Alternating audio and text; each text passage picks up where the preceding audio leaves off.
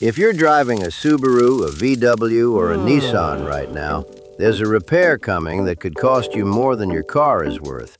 And most people don't find out until they're standing in my shop staring at a quote. I've been doing this for 20 plus years. My dad ran this shop before me. And the pattern I see over and over is this. People buy reliable and end up broke anyway, because nobody told them what the repairs actually cost. So here's the ranking nobody else is doing. 10 popular brands, sorted by real money, based on what I've seen hit wallets for 2 decades. Let's get into it. Most people come into my shop saying the same thing. I just want something reliable. And I get it, nobody wants to be stranded. But here's the trap. Reliable doesn't always mean cheap. I've seen cars that barely ever break and still cost more than a slightly fussier car over 10 years just because that one repair is a wallet buster. In a real workshop, your bill usually comes down to 3 things. First, parts prices. Some brands have loads of aftermarket options, so you've got choices. Others are basically OEM only, and the price is the price. Second, labor hours. 2 cars can need the same part, but on one it's an hour job, and on another it's half the day because everything's buried. Third, diagnostics and software. More cars now need programming, special tools, subscriptions, stuff you don't see until the invoice lands. For a bit of context, the industry average maintenance spend is about $652 a year. Plenty of normal, everyday brands sit above that. And don't ignore the vehicle type. A Ford or Chevy sedan can be pretty reasonable. That same badge on a crossover averages around $910 a year, and trucks can be closer to $1,000. Practical tip.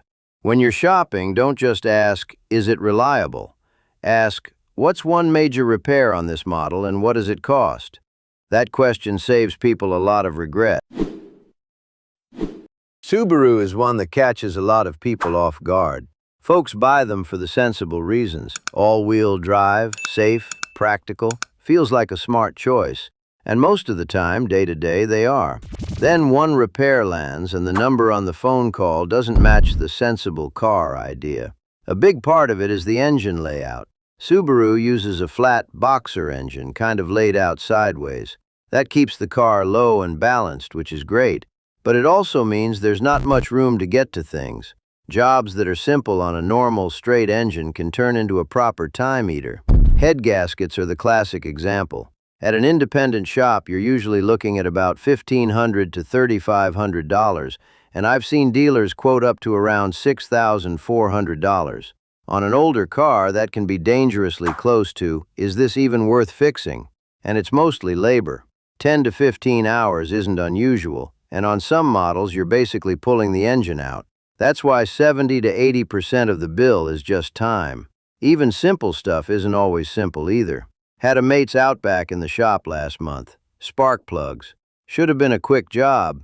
Ended up with my arm twisted like a pretzel for 2 hours. So yeah, reliable enough can still be pricey to live with long term, just because of how it's built. Volkswagen is one of those brands people buy because it feels solid. Nice drive, doors shut with a proper thunk, and it doesn't scream luxury. And to be fair, a lot of them will run really nicely, right up until one known weak point shows up. The big one I've seen over and over is the pre-2012 2.0 TSI engine and its timing chain tensioner. In plain English, it's a small part that's meant to keep the timing chain tight. On those earlier engines, that part can fail pretty early. I've seen it happen around 30,000 miles.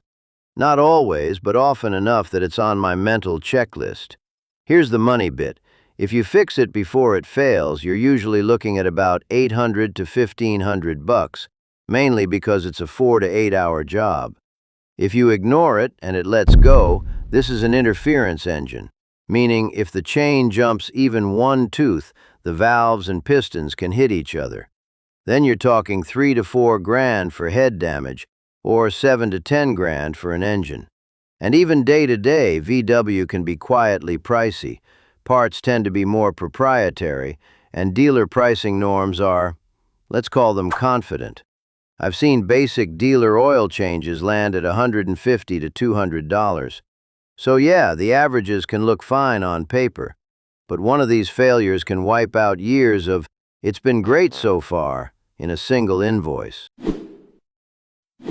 Nissan can be a funny one on the wallet.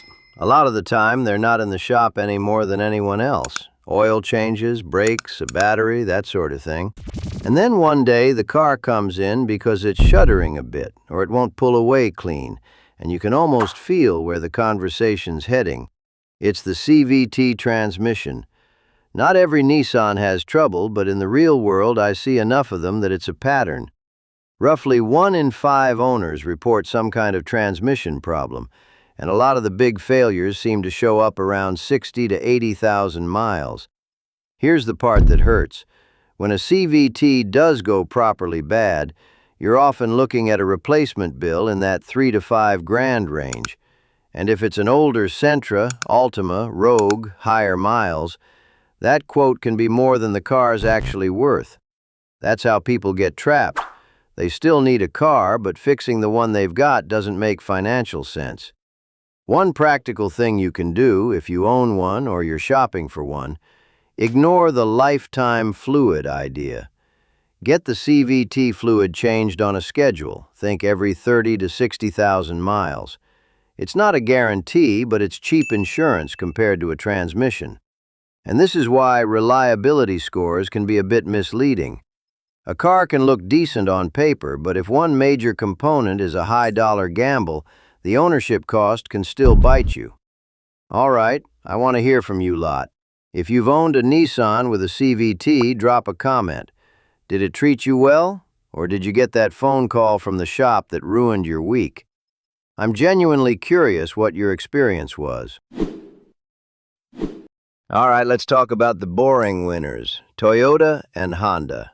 Boring in a good way, because in my world, boring usually means your bank account stays calmer. On average, Toyota owners spend about $440 a year in maintenance and repairs, and Honda's about $430, both well under the industry average of around $650, pretty close to each other on a year-by-year basis. But here's where it gets interesting over the long haul. According to CarEdge's 10-year data, Toyota actually pulls ahead, roughly $5,500 over a decade versus about $6,800 for Honda.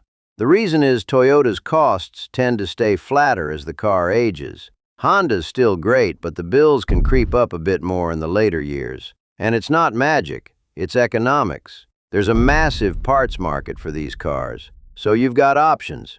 Aftermarket parts are often half the price of dealer parts, sometimes even less. And the cars share a lot of common designs, so most shops know them inside out. My dad ran this shop before me, and I swear half the Camrys we worked on in the 90s, I could probably still do those jobs blindfolded. The other nice bit, fewer surprise gotcha repairs that ruin your week. So the real reason people buy these isn't that they're perfect, it's that the costs are predictable. And hey, if this kind of info helps you avoid an expensive mistake, consider subscribing. And a like genuinely helps the channel. All right, let's keep going. Here's one that still surprises people. Hyundai and Kia can be genuinely cheap to own. A lot of folks hear budget car and assume it'll bite you later. And to be fair, that used to be true more often than it is now. The reputation just lags behind the reality. In day-to-day shop terms, the typical maintenance spend is roughly $468 a year for Hyundai and about $474 for Kia. That's comfortably under the industry average of around $652. Not magic, just cheaper parts, lots of availability, and fewer only the dealer can touch it moments. And the big one, the warranty is real money. For the original owner, you're often looking at 10 years or 100,000 miles on the engine and transmission. That changes the risk calculation because the scariest bills are usually powertrain bills. On some 2024, 2025 models, you've also got free scheduled maintenance for 3 years or 36,000 miles, which is basically cash staying in your pocket. Just don't confuse warranty with a free pass. Skip oil changes, ignore warning lights, and you can still lose coverage. But for a lot of buyers, these can be a smarter budget move than a few safe bet brands people assume are cheaper.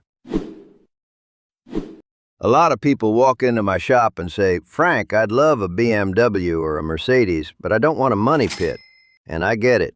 The truth is, with most luxury brands, the floor is just higher. On average, you're looking at roughly $900 a year to keep a BMW or a Mercedes happy. BMW's around $970 a year, Mercedes about $910. That's about double what a Toyota owner usually sees. But they're not automatically the worst cars to own. Over 10 years, BMW can land anywhere from about 11 grand up to the high teens, and Mercedes is often around 12 and a half. A big part of that spread is where you service it. If you've got a good independent specialist nearby, you might be paying $100 to $130 an hour. At the dealer, $180 an hour and up is pretty normal, and suddenly every little job stings. Now, the real wallet killers? Land Rover, and for plenty of owners, Porsche.